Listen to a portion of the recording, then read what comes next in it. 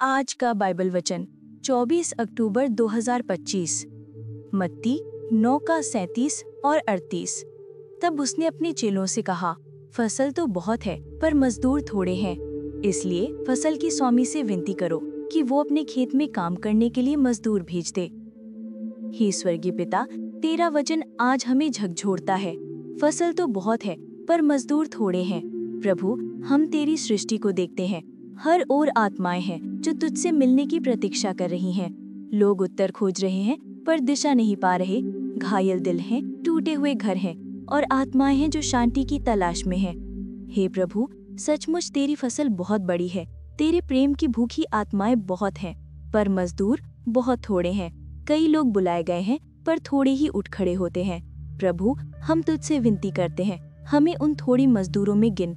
हमारे हृदय को जगा, हमारी नींद तोड़, हमारे भय को मिटा दे, ताकि हम पीछे न हटे। हम केवल देखने वाले न रहें, बल्कि तेरे खेत में चलकर काम करने वाले बने। हे प्रभु, जब हम अपने चारों ओर की दुनिया देखते हैं, हमें तेरी दृष्टि से देखने दे। जैसे तू भीड़ को देखकर करुणा से भर गया था, वैसे ही हमारे हृदय को भी दया से भर दे। हमें उस भार को महसूस करने दे जो तेरे हृदय में है। हमें उस प्रेम से जला जो तू खोई हुई आत्माओं के लिए रखता है। हम मानते हैं प्रभु, फसल तैयार है, समय अब है। हमें आलस्य से मुक्त कर, हमें तेरे कार्य में सक्रिय बना। हमारे जीवन को तेरा औजार बना, जिससे हम आत्माओं को तेरे राज्य में ला सकें। हे फसल के स्वामी प्रभु परमेश्वर, हम तेरे सामने झुककर विनती करते हैं। जैसे तेरे पुत्र ने कहा, विनती करो। आज हम तेरे ही वचन के अनुसार तेरी दया की याचना करते हैं। हे प्रभु, तेरे खेत के हर कोने में काम बाकी है।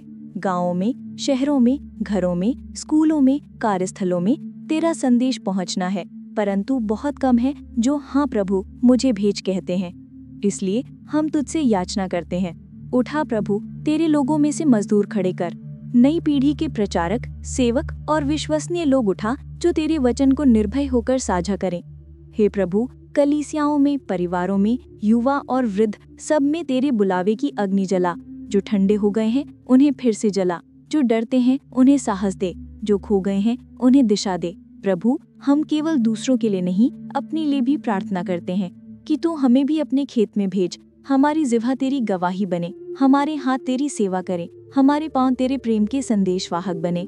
हे प्रभु, फसल के स्वामी, हम तेरे प्रति वफादार रहना चाहते हैं। जब तू कहे कौन जाएगा, तो हम निर्भय होकर कहें, प्रभु मैं यहाँ हूँ, मुझे भेज।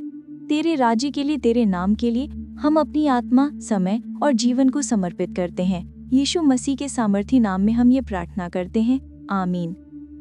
मत्ती 9 का 37 और 38। तब उसने अपने चेलों से कहा, फसल तो बहुत है पर मजदूर थोड़े हैं, इसलिए फसल के स्वामी से विनती करो कि वो अपने खेत में काम करने के लिए मजदूर भेज दे। लूका 10 का 2।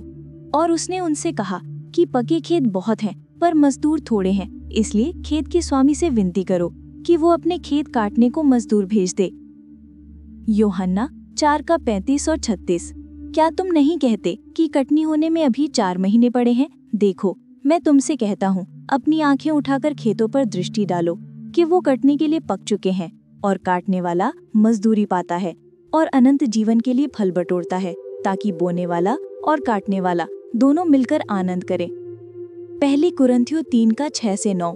मैंने लगाया, अपुल्लोस ने सींचा, परंतु परमेश्वर ने बढ़ाया। इसलिए न तो लगाने वाला कुछ है और न सींचने वाला, परंतु परमेश्वर जो बढ़ाने वाला है।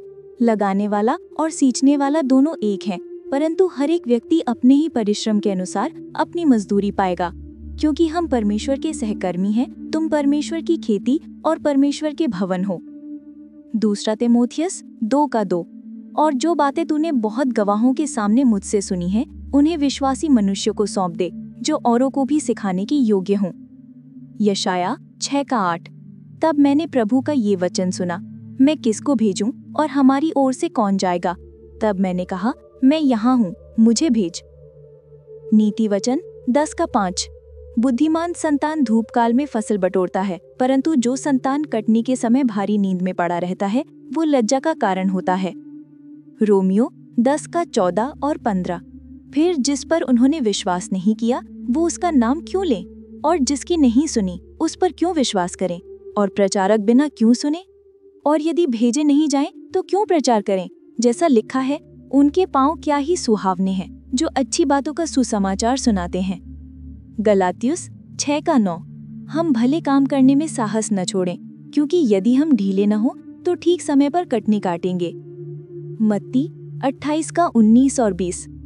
इसलिए तुम जाकर सब जातियों के लोगों को चेला बनाओ और उन्हें पिता और पुत्र और पवित्र आत्मा के नाम से बपतिस्मा दो और उन्हें सब बातें जो मैंने तुम्हें आज्ञा दी है मानना सिखाओ, और देखो मैं जगत के अंत तक सदैव तुम्हारे संग हूँ। आमीन।